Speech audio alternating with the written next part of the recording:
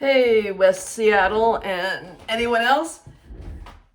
I am going to read section 3 of part 2, and in the PDF that's posted, it's from page 91 to 102, but in this version of the book, it goes from 82 to, I think, 93. So we left off after Marie Little Soldier had died. And Daisy, Len McCauley's wife, the old deputy sheriff's wife, was there to help and comfort the family.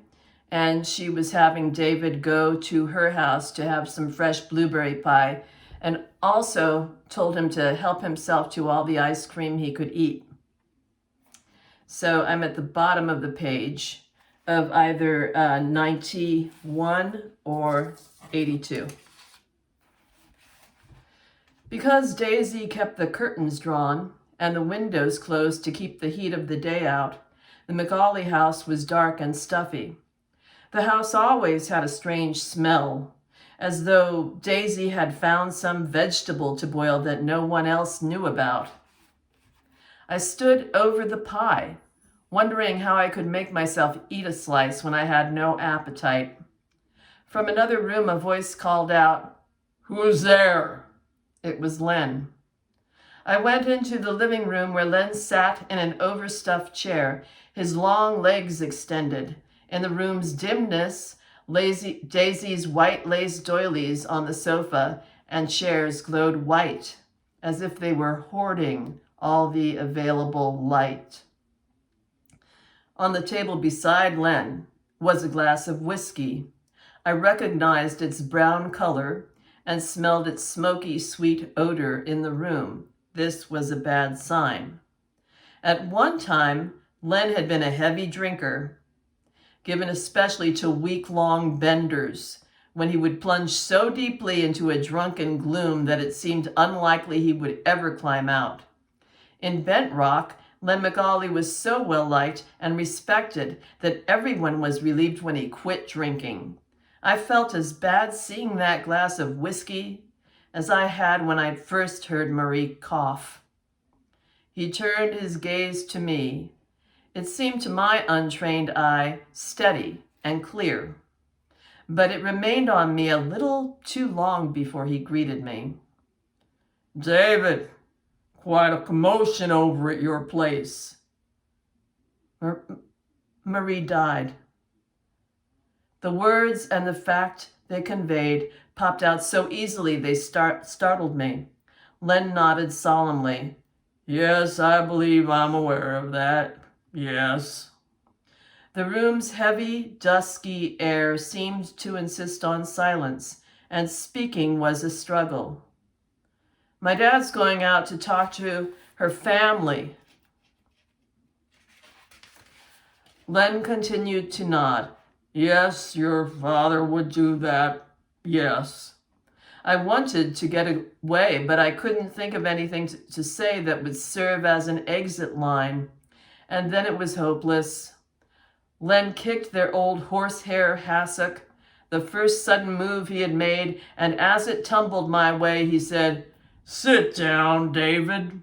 I couldn't refuse. Len stared at me for a long time, and though his gaze was steady, there was something unfocused about it, as if an unseen dust in the room was clouding his vision. He took a swallow of whiskey, and that seemed to start his tongue. "You know, David, how I feel about your family." "Yes, sir." "I have this job, deputy sheriff." He looked down at his shirt, as though he expected to see his badge there. "Which I owe to your granddad and your dad. You know what your granddad said it means to be a peace officer in Montana? He said it means knowing when to look and when to look away. Took me a while to learn that." Len leaned forward and pointed a long, gnarled finger at me. "Your dad hasn't quite got the hang of it. Not just yet." He slumped back in his chair and looked intently around the room at floor level, as if he were watching for mice or insects. I had heard about drunks and their pink elephants, and I wondered if he was hallucinating. I wanted more than ever to get away, but there was something tightly wound even in Len's casual posture, slumped shoulders and long legs extended, that made me think he was feigning repose and inattention. And as soon as I made a move to leave, his booted foot would suddenly trip me up or a long-fingered hand would pull me down. He stopped looking around the room and fixed his eye on the carpet in front of his feet. "Long time ago, I wanted to say something to your granddad. I wanted to tell him, don't let those boys run wild. Just because we're out there 1,000 miles from nowhere, you think it doesn't matter. Out here, nothing but rim rock and sagebrush. You think no one's going to care, but those boys have to live in the world. Rein 'em in a little. Don't break 'em, but pull 'em back." But I didn't. Never said a word. Now look at them. He jerked his head up, as if he actually saw my father and uncle in the room. "A lawyer and a doctor, college and the whole kit, sheriff and a doctor. Your granddad could tell me a thing or two." For an instant, something parted as if the wind blew a curtain open and allowed a flash of sunlight into the room. Did Len know what I knew? I leaned forward. "Did you see something, Len?" He sat up straight and peered at me as if he weren't sure of my identity. "Did you?" he asked. There it was, my opening. Now I could unburden myself, find someone else to carry this freight. Certainly Len could be trusted. But there was that glass of whiskey and its odor of sweet decay on his breath.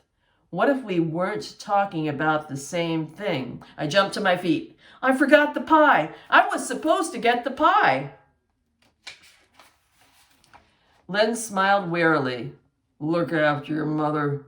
This'll be a hard time for her." Was Len in love with my mother? The thought never occurred to me until I wrote those words, but now I remember all the small chores and favors he did for her around our house, planing a sticking door or fixing a leaky faucet, bringing her the pheasants he shot or the fish he caught.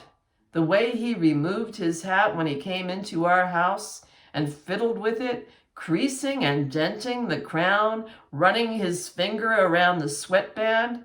Well, why not? Why not say he loved her? Why not say his was one more heartbroken in this sequence of events? That night, I thought I felt death in our house. Grandmother Hayden, a superstitious person, once told me about how when she was a girl, her brother died. And 4 days after, death lingered in the house. Her brother was trampled by a team of horses, and his blood and dirt-streaked body was laid on the kitchen table. From then until the day he was buried, my grandmother said she could tell there was another presence in the house. It was nothing she could see, she said, but every time you entered a room, it felt as though someone brushed by you as you went in. Every door seemed to require a bit more effort to open and close. There always seemed to be a sound, a whisper on the edge of your hearing, something you couldn't quite make out. As I had so often been advised by my parents, I never believed any of my grandmother's supernatural stories. Until the day Marie died. That night, I lay in bed and couldn't breathe. The room felt close, full, as though someone else was getting the oxygen I needed. I turned on the light and got slowly, cautiously out of bed and opened my window wider. That brought no relief. The curtains stuck tight to the screen, as if the wind was in the house blowing out. Close to panic, I went to my parents' room. From the doorway, I called softly, "Dad?" In a voice so prompt and calm, I wondered if he had really been asleep. My father answered, "What is it, David?" "I thought I heard something." "What is it you thought you heard?" I peered into the darkened room. My father was still lying down. "I don't know, nothing, I guess." The sheets rustled and my mother sat up. "Is something wrong?" "I thought I heard something." "Nothing, it wasn't anything."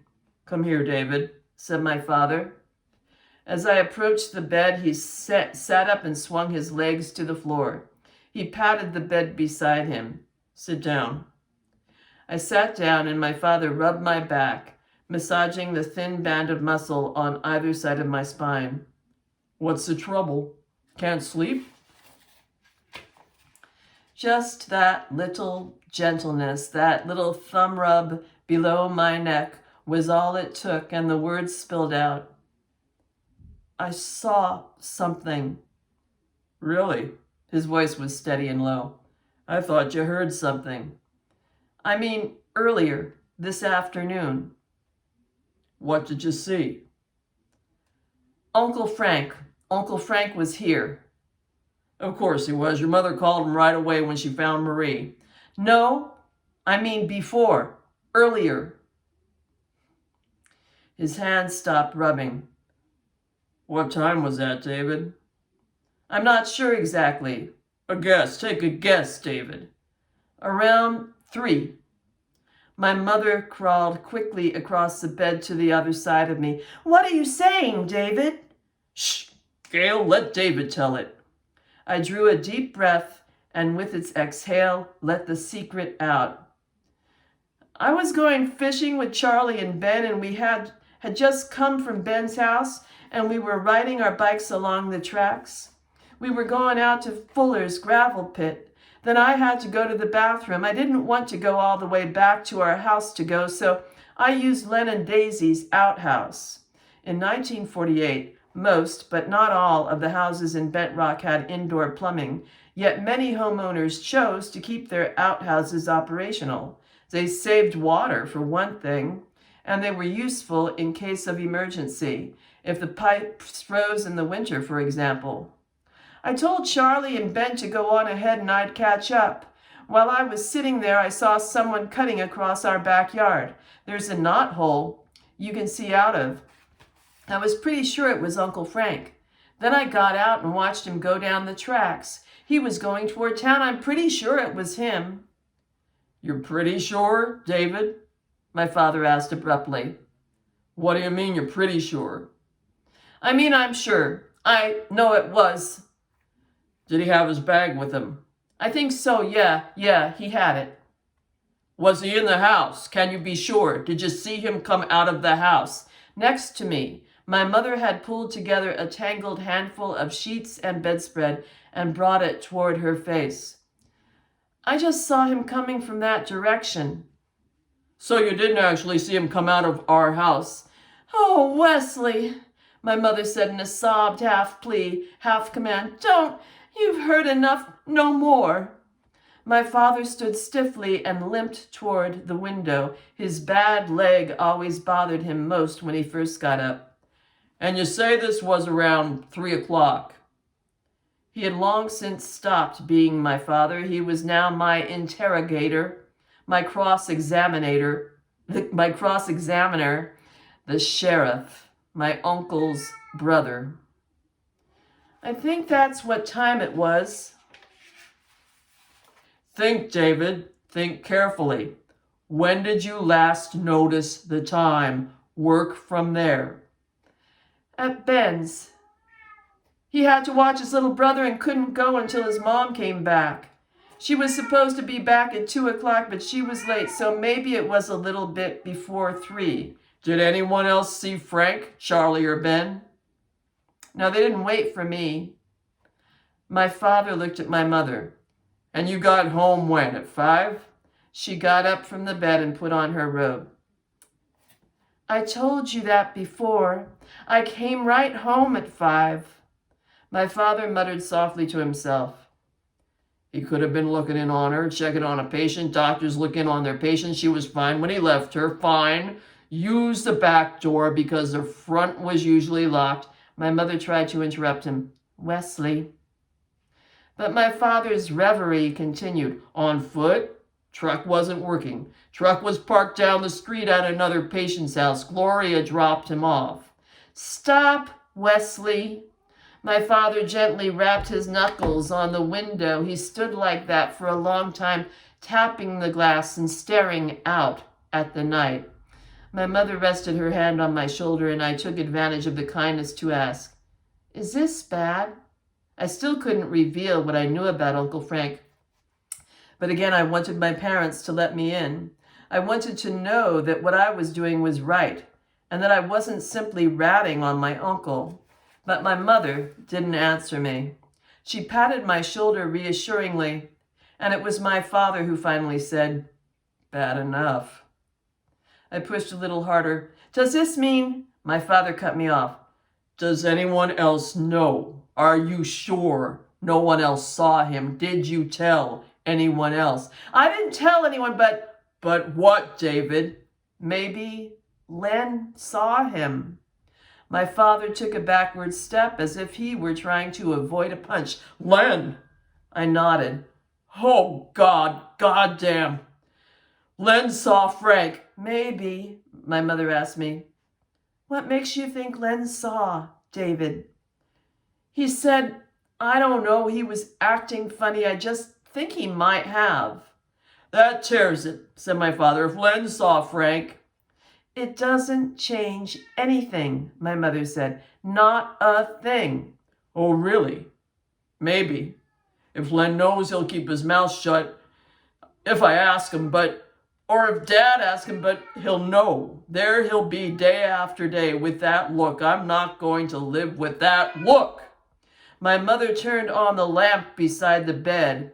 In its sudden brightness, the first thing I saw was my father's bad knee. He was wearing boxer shorts and a t-shirt, and his knee looked inflamed, swollen, scarred, and misshapen, as if his kneecap had been put back in the wrong spot. I saw my father limping every day, but I seldom saw the reason. I realized the pain he must have been in constantly, and that pain seemed strangely to connect with the anguish he felt over his brother. As if he were suddenly self-conscious in the light, my father put on his trousers. One more thing, David, my father said as he buckled his belt. The only bit of Western regalia he wore, a hand-tooled ranger belt with a silver buckle and keeper. Why didn't you say something before? I don't know. Well, you can go back to bed now. You can get some sleep. In his voice, I thought I heard both jealousy and resentment.